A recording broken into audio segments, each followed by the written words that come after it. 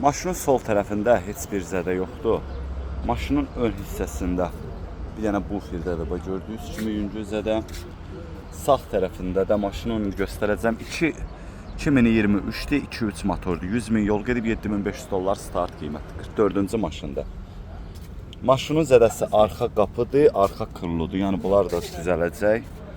Krılıdır, qapıda düzələcək. Arxa bufildə belə yüngül zədə var. Arxasında başqa heç bir zədə yoxdur.